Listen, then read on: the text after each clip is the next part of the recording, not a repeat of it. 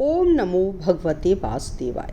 दोस्तों, आज मैं आपको भागवत सुना रही हूँ, पढ़ के सुना रही हूँ। एक एक चीज़ सुनाऊंगी, इसमें कोई कटपिट नहीं है और कोई गलती हो तो मुझे क्षमा करें। तो मैं शुरू करती हूँ सुनाना और हर रोज़ एक नया पाठ डालूंगी। तो ये शुरू करते हैं। श्रीमद् भागवत दर्पण का महात्म यानी कि वर्णन। श्री वेदव्यास जी के सुपुत्र श्री सुखदेव जी जन्म से ही यदोपति इत्यादि संस्कार न होने पर भी पूर्व कर्मों के अधीन ही उत्कट वैराग्य को प्राप्त होकर घर को त्याग कर वन को चल दिए। उस समय उनके पिता श्री वेदव्यास जी पुत्र स्नेह के कारण पुत्र पुत्र पुकारते हुए उनके पीछे दौड़े। तब श्री सुखदेव जी ने उन्हें मोह से व्याकुल देखकर यह उपदेश दिया कि उन्हें निरंतर होकर घर को लौट जाना पड़ा। ऐसे अवधूत शिरोमणि श्री सुखदेव जी को मैं बारंबार नमस्कार कर रहा हूँ। उन्हीं श्री सुखदेव जी का साक्षात मुख श्रीमद् भागवत समस्त ज्ञानों और मुक्ति का विशाल समूह है।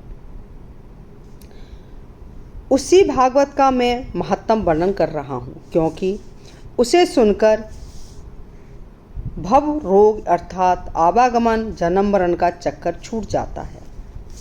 इस समय अति पवित्र तीर्थ नैमी शारण में सौनक जी अत्याद ऋषिश्वर विशाल बुद्धि वाले श्री सूत जी को व्यास गद्दी पर बैठा देखकर प्रणाम करके उनसे बोले कि हे सूत जी, आप सदैव रूपी अंधकार को नष्ट करने के लिए करोड़ों सूर्यों के समान समर्थ हैं। अतः आप कानों के रोग को नष्ट करने वाली महोषधि रूपी भगवान विष्णु के सुंदर चरित्र हमको सुनाइए। यह भी कहिए कि भक्ति सत्संग इत्यादि साधना करके पाया हुआ ज्ञान बढ़ता किस प्रकार है, और ये भी बताइए कि वैष्णव लोग माया और मोह का नाश कैसे कर लेते हैं। हमें आशा है कि आप इन सब बातों को अच्छी तरह जानते हैं। हम घोर कलयुग के प्रभाव से सभी जीवों ने ईश्वरीय ज्ञान को छोड़कर आसुरी ज्ञान को धारण कर लिया है। अतः हे भगवान, सांसारिक दुखों से दुखी हुए इन जीवों के दुख और अपने स्वरूप के भूल जाने रूपी अज्ञान को नाश करने वाला कोई सबसे उत्तम साधन बताइए।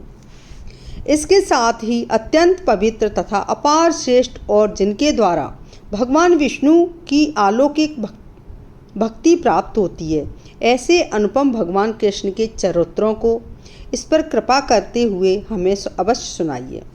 जिस प्रकार चिंतामणि में अलौकिक सुख देने की शक्ति है, उसी प्रकार कल्प वृक्ष में वैकुंठ के सुख देने की शक्ति है।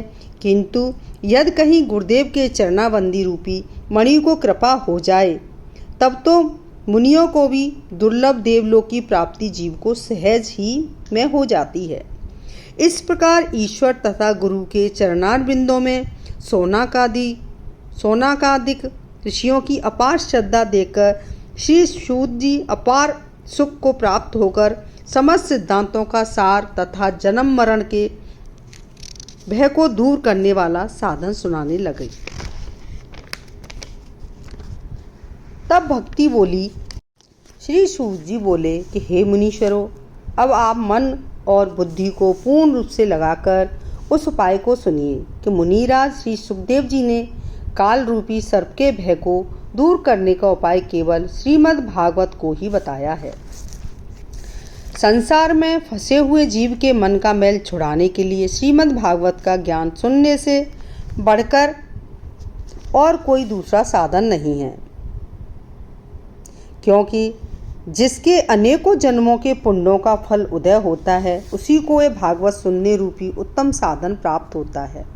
जब मुनिराज श्री सुखदेव जी राजा परीक्षित को भागवत का ज्ञान सुनाने को व्यास गद्दी पर बैठ गए, तब उसी समय देवता लोग अमृत लेकर आए और सुखदेव जी को प्रणाम करके बोले कि हम लोग यह अमृत लाए हैं, सो इसे तो राजा परीक्षित को पिलाकर सर्प के भय से इसे रहित कर दीजिए, और इसके बदले में आप भागवत के उपदेश रूपी अमृत को हमें दे दीजिए।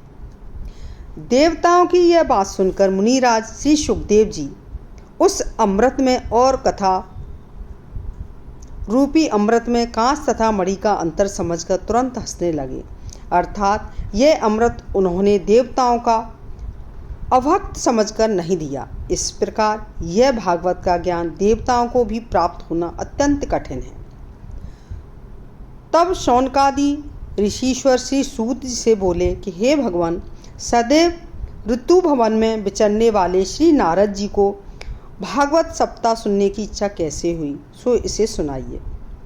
तब सूत जी बोले कि हे ऋषीश्वरों, एक दिन मुनिराज श्री नारद जी चारों ओर घूमते घामते बदरिकाश्रम में जा पहुँचे।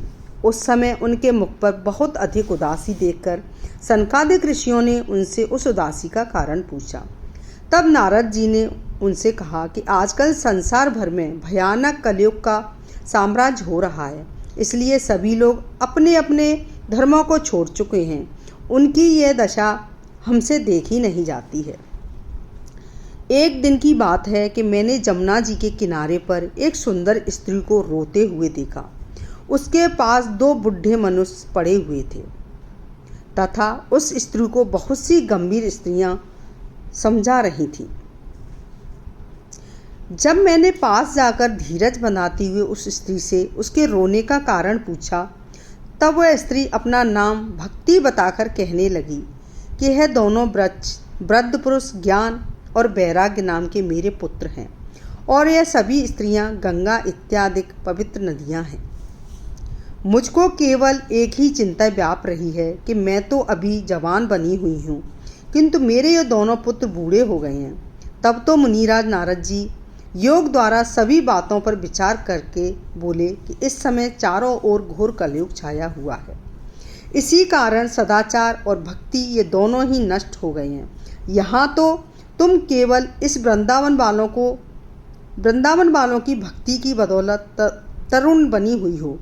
यहाँ ज्ञान और वैराग्य को पूछने वाला कोई भी नहीं है। इसी कारण तुम्हारे ये दोनों पुत्र बूढ़े हो गए हैं।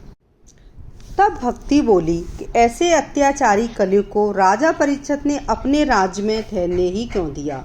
तब महामन नारद जी बोले कि हे भक्ति, इसका कारण तुम चित्त लगाकर सुनो कि कलयुग के समान कोई भी युग इतना अच्छा नहीं है, क्योंकि और युगों में मनुष्य को हजारों वर्ष तप करना पर आगमन के से छुड़ाने वाला जो फल प्राप्त होता था, वह कलयुग में केवल कीर्तन द्वारा सहज में ही प्राप्त हो जाता है। हे सुंदरी, इस कलिकाल में एक बड़ी सा भारी त्रुटि ये है कि किसी वस्तु में भी सार नहीं रहा है और धर्म का मान करने वाला भी कोई नहीं रहा है। साथ ही युग का धर्म समझकर भगवान भी सब बातों को चुपचाप सहन कर रहे हैं। नारद जी की बातें सुनकर भक्ति को बड़ा आश्चर्य हुआ और उसने उनकी प्रशंसा करते हुए यह कहकर आपके कहने में कोई भी अंतर नहीं है, उनको बहुत धन्यवाद दिया। तब श्री नारद जी फिर कलयुग की प्रशंसा करते हुए बोले कि हे भक्ति, तुम विश्वास रखो कि मैं इस युग में तुम्हारा घर घर स्थापना कर दूंगा, क्योंकि कलयुग में तपस्या और योग इत्यादि साधनों की कोई आवश्यकता नहीं है। केवल भक्ति ही मुक्ति दिलाने में भी समर्थन हो सकती है। इतनी कथा सुनकर श्री सूत जी बोले कि हे शौनकादि ऋषीश्वरों, मुनिराज नारद जी सी बात सुनकर अपार आनंद को प्राप्त होती हुई भक्ति बोली कि मुनिराज, आप कृपा करके हमारे इन दोनों पुत्रों ज्ञान और वैराग्य को भी सचेत कर दीजिए। भक्ति की दीन वाणी सुनकर नारद जी ज्ञान और वैराग्य के कानों के पास चिल्लाकर बोले कि तुम दोनों भी उठकर बैठ जाओ, मैं तुम्हारे लिए भी वेदांत अर्थात अध्यात्मक विद्या का प्रचार करूँगा। फिर भी उनको सचेत होते न देखकर नारद जी को बड़ा दुख हुआ। उसी समय आकाशवाणी हुई कि हे मुनिवर, तुम खेद को त्याग दो, क्योंकि तुम्हारी कामना पूरी अवश्य हो जाएगी। फिर भी तुम सत्कर्म का निश्चय करो और जल्दी ही उसे आरंभ भी कर दो। वह आकाशवाणी सुनकर मुनिराज नारद जी चकित होकर विचारने लगे कि वह सत्कर्म क्या वस्तु है, किंतु बहुत कुछ सोचने पर भी वह उसका ठीक ठीक निश्चय नहीं कर सके। यही सोचते सोचते श्री नारद जी बदरिका आश्रम में जा पहुँचे। वहाँ सनकादिक मुनीश्वरों का दर्शन पाते ही महान सुख को प्राप्त होते हुए उनसे कहने लगे, हे मुनीश्वरों, आपका दर्शन बड़े सौभाग्य से ही होता है, क्योंकि आप सदैव 5 वर्ष के ही रहते हुए भी पूर्वजों के भी पूर्वज हैं। यह आपकी वाणी पर हर समय भगवान नाम रहने की ही प्रभुताई है कि आपको कभी बुढ़ापा नहीं आता है। हमें जो आकाशवाणी ने सत्कर्म के विषय में आज्ञा दी है, सो वह सत्कर्म हमारा समझ में ठीक ठीक नहीं आया है, अतः आप कृपा करके वह हमें बताइए। तब तो सनत कुमार आदि सभी ऋषि उनको धन्यवाद देकर बोले कि आप चिंता न करिए, क्योंकि उसका सभी साधन यहाँ उपस्थित हो चुका है। हे नारद जी, यद्यपि इस संसार में नाना प्रकार के एक से एक श्रेष्ठ यज्ञ बताते गए हैं, किंतु वह केवल एक ज्ञान यज्ञ से बढ़कर नहीं है, अर्थात ज्ञान यज्ञ ही सब यज्ञों में श्रेष्ठ है। सो श्री सुखदेव जी ने उसका वर्णन श्रीमद् भागवत में पूर्ण रूप से किया है, जिसमें कि कोई भी संदेह नहीं है। तब नारद जी बोले कि हे भगवान, जो ज्ञान और वैराग्य वेदों और उपनिषदों के पाठ में नहीं जाग सके, वह केवल भागवत सुनने से जाग जावेंगे, इसमें मुझे संदेह तो अवश्य है। तब सनकादिक मुनीश्वर बोले कि हे नारद जी, ये भागवत वेदों और उपनिषदों का सार लेकर बनाई गई है। जिस प्रकार वृक्ष में लकड़ी से लेकर पत्तों तक कहीं स्वाद नहीं है, जैसा कि स्वाद उस सब वृक्ष के सार रूप फल में है, उसी प्रकार यह भागवत वेदों और उपनिषदों के सार रूपी उनके फल के समान अत्यंत स्वादिष्ट भी है। ज्ञान, वैराग्य और भक्ति की स्थापना करने के लिए ही व्यास जी ने चित्त लगाकर इस भागवत की रचना की है। जब उन्हें महाभारत आदि ग्रंथ रचकर श्री शांति प्राप्त नहीं हुई, तब आपने ही उन्हें यह भागवत रचने के लिए प्रेरित किया है। ऐसा मालूम देता है कि आपको अपने उस कथन की याद नहीं रही है। सनकादिक ऋषियों की यह बात सुनकर अपार प्रसन्न होते हुए श्री नारद जी बोले कि हे ऋषिश्वरों, आपको दर्शन सब प्रकार के सुख देने वाला है। आप जैसों का सत्संग बहुत ही पुण्यों का फल उदय होने पर ही प्राप्त होता है, क्योंकि वह जीव के माया मोह को नष्ट कर देता है। हे मुनीश्वरों, मैं आपके कहने के अनुसार ही ज्ञान यज्ञ करना चाहता हूँ, सो आप कृपा करके उसे जल्दी पूरा कीजिए। नारद जी के ऐसे आहारत वचन सुनकर कुमारों ने भी उचित समझकर हरिद्वार में श्री गंगा जी के किनारे उस महायज्ञ का करवाना आरंभ कर दिया। ज्ञान यज्ञ का होना सुनते ही चारों ओर से देवता, ऋषि और मनुष्य आकर इकट्ठे हो गए। सबके यथास्थान बैठ जाने पर सनकादिक ऋषियों ने नारद जी को समझाकर कहना आरंभ किया। हे नारद जी, आप श्रीमद् भागवत की महिमा सुनिए कि जीव को आवागमन से छुटकारा दिलाने की शक्ति केवल श्रीमद् भागवत में ही है। हजारों अश्वमेध यज्ञों का फल इसकी एक कला 16 अंश से के भी बराबर नहीं हो सकता। हे मुनिराज, मनुष्य तभी तक पापी रह सकता है जब तक वह भागवत नहीं सुनता है। भागवत का तो एक पद भी नित्य पढ़ने वाला जन्म जन्मांतर के पापों से छूटता है। जो कोई मनुष्य प्राण त्यागते समय भागवत को सुन लेता है, उसे निश्चय रूप से स्वर्ग प्राप्त होता है, और जो कोई श्रद्धापूर्वक विद्वान को दान में देता है, वह फिर आवागमन में के चक्कर में नहीं पड़ता है, अर्थात उसको सायुज्य मुक्ति प्राप्त हो जाती है।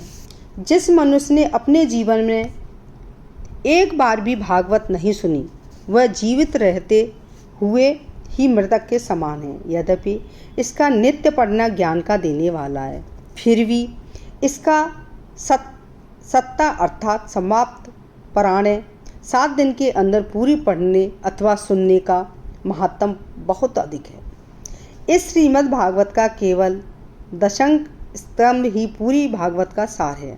यदि पूरी भागवत को सुनने की शक्ति न हो तो प्रेम पूर्वक केवल दशक स्तंभ सुन लेने से भी मनुष्य भव सागर से पार हो सकता है, क्योंकि भागवत के केवल दशम स्कंद में ही भगवान कृष्ण का निश्चय रूप से पूरा चरित्र दिया गया है और उसके साथ दो ही श्री सुखदेव जी ने इसमें अत्यंत प्रेम के साथ आत्मज्ञान अर्थात अध्यात्म विद्या को ठूस ठूस कर अच्छी तरह से भर दिया है। दशक स्तंभ में दी गई भगवान कृष्ण की सभी लीलाएं जो कि गुप्त रहस्यों से भरी हुई हैं, उन्हें पढ़कर और सुनकर तथा उन पर विचार करने से महान सुख प्राप्त होता है और भव रोग अर्थात बार बार जन्म और मरने की तो वह निश्चित रूप से अचूक औषधि है। यह ग्रंथ जिसका नाम श्रीमद् भागवत दर्पण है, ये श्रीमद् भागवत के उसी दशम स्तंभ का साक्षात तथा अत्यंत सुंदर स्वरूप है। इसका पाठ करने से भी वही फल प्राप्त होता है कि जो फल संपूर्ण भागवत को पाठ करने से प्राप्त होता है। इस भागवत दर्पण में विशेषता ये है कि संस्कृत में होने के कारण श्रीमद् भागवत का पाठ करना जितना अधिक कठिन है, उतना ही भाषा का काव्य में होने के कारण इसका पाठ करना अत्यंत सरल है। फिर इसके चित्र काव्य होने से भी कोई संदेह नहीं है, इसलिए इसके पढ़ते समय सभी लीलाओं को साक्षात देखने जैसा आनंद प्राप्त होता है। श्री शेदा जी कह रहे हैं कि यद्यपि दुष्ट लोग इस भागवत दर्पण में दी गई भगवान कृष्ण की लीलाओं का गूढ़ रहस्य न समझकर मेरी कविता की हंसी उड़ावेंगे, किंतु मुझे पूर्ण आशा है कि सज्जन लोग इसके द्वारा पूरा लाभ उठाकर मेरे परिश्रम को सफल बनाएंगे। दोस्तों, आगे का पाठ दूसरे भाग में सुनाऊंगी और आज के लिए राधे राधे। ओम नमो भगवते वासुदेवाय। तो आप ज़रूर सुने, गलतियाँ हों उसे मुझे माफ़ ज़रूर कर दें।